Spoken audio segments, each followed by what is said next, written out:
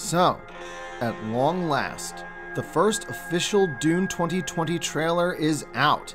And from the looks of things, odds seem better than even that Denis Villeneuve will be able to succeed where David Lynch and the Sci-Fi Channel failed. Create an entertaining, visually impressive film while faithfully transferring the vision of Frank Herbert's bizarre and epic universe to the big screen. As I'd promised in a previous video, with the trailer now out, the next few weeks will be devoted to the lore of Dune. For these next few videos, I've decided to focus on characters whose actions led to the events of the original Dune book. This means that I'm mostly going to be relying upon the Prelude to Dune trilogy written by Brian Herbert and Kevin J. Anderson. In defense of these books, they're not bad. Most of the universe and characters are consistent with Frank Herbert's original 6, it's just that the tone and style are very different. There's none of the philosophizing from Frank Herbert's books, as some of the themes have been significantly altered. But at least in the Prelude trilogy, the emphasis is on political intrigue and scheming, and not so much a big fat action fest like, say, the Butlerian Jihad trilogy. To summarize, I do mostly like the Prelude to Dune books, but the thematic and stylistic differences are big enough that I understand why many purists view the expanded Dune books with the same venom as Warhammer Fantasy fans regard the end times. Because there's so much information in this trilogy to parse out, I've decided to use this initial video as a primer of sorts, to set the scene, if you will, in order to provide context for the events that would lead characters like Duke Leto or the Baron Harkonnen to become the characters we know in the first volume and, hopefully, the upcoming film. So then, let's begin on Khitan, capital world of the Empire and seat of House Carino. It was 35 years prior to the events of Dune the novel. The Emperor at the time was Elrud Corrino IX, who, thanks to the life-extending properties of spice, which he usually consumed in the form of spice beer, had enjoyed an exceptionally long reign of 157 standard years. At this point in his life, the Emperor was physically decrepit, though his wits were still sharp enough, much to the annoyance of his very impatient heir apparent, Shaddam Carino. In the last years of his life, Emperor Elrud was obsessed with strengthening and consolidating the position of House Carino. They may be the emperors of the known universe, but between the ever-shifting allegiances and politics of the various major and minor houses of the Landsraad, the scheming of the Bene Gesserit Sisterhood, and the Spacing Guild with its monopoly on space travel, House Carino did not wield the amount of power that the Emperor thought it should have. In other words, Elrud IX wished to be an absolutist monarch, to be an emperor in fact as well as in name, or at least as close to one as he could manage. He knew that any path to power for House Carino would be bound up in the spice, the most essential substance that kept the Imperium going, but which the Imperium itself knew almost nothing about. They knew what it did, and they knew that it came from Arrakis and only from Arrakis, but they didn't know exactly what it was or how it was made. To this end, the Emperor dispatched an Imperial planetologist by the name of Pardot Kynes to Arrakis to study the planet itself and the spice so as to perhaps discover its origin. As to Arrakis itself, long-standing Imperial policy was that ownership of the world should change hands regularly, at least once a century.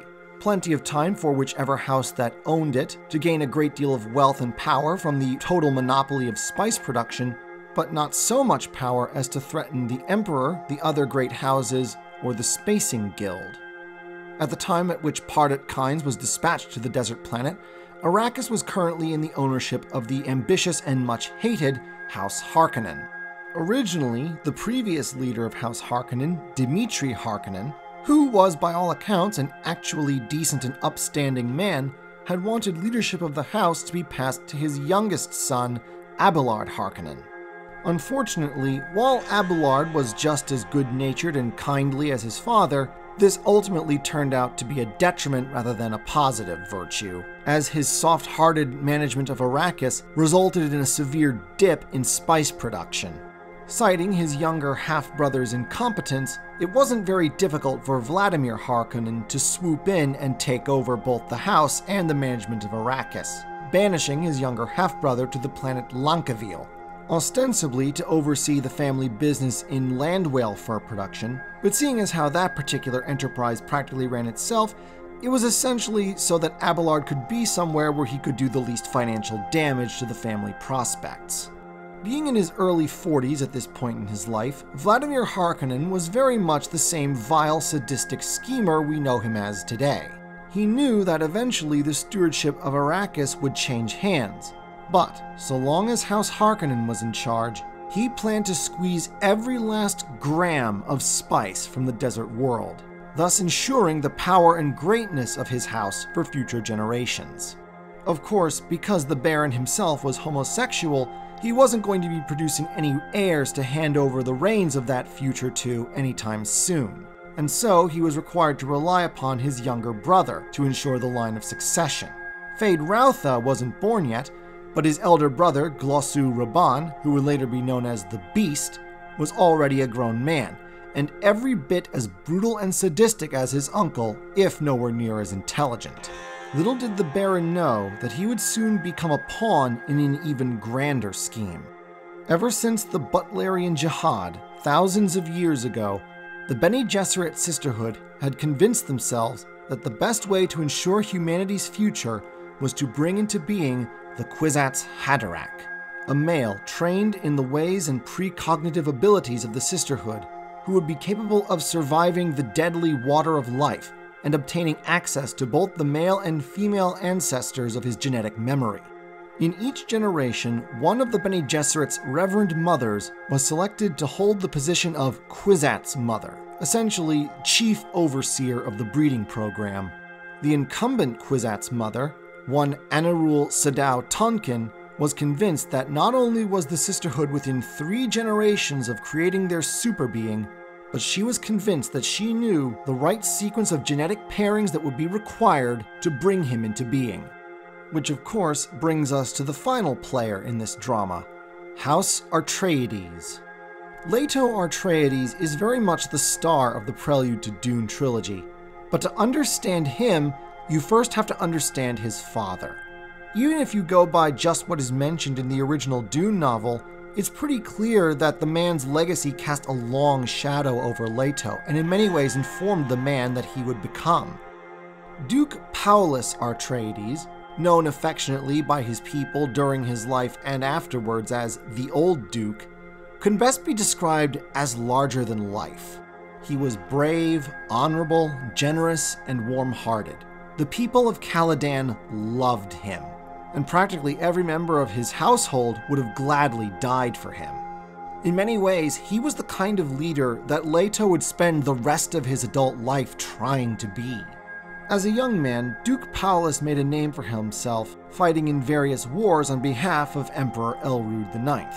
It was during this time that he became lifelong friends with Dominic, Earl of House Vernius and ruler of the technologically sophisticated planet Ix.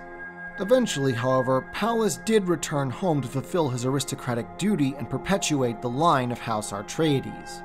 His wife was Helena of House Riches, a house that had recently fallen upon hard times.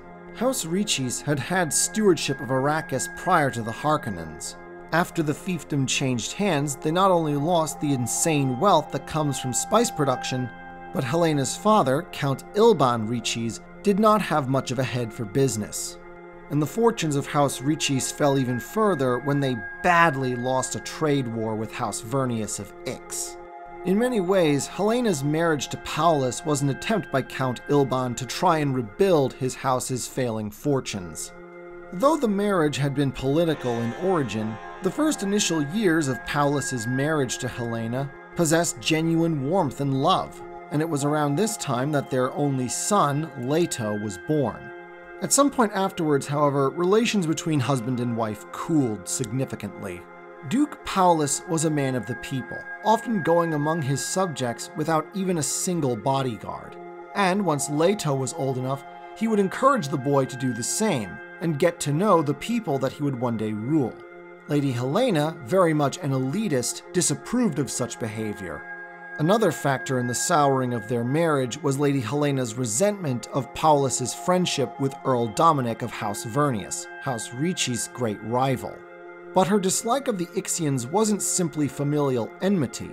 Lady Helena was a very devout woman, and she was one of many in the Landsraad that suspected House Vernius of developing technologies that went against the Butlerian Jihad, specifically the commandment that forbade the development of thinking machines.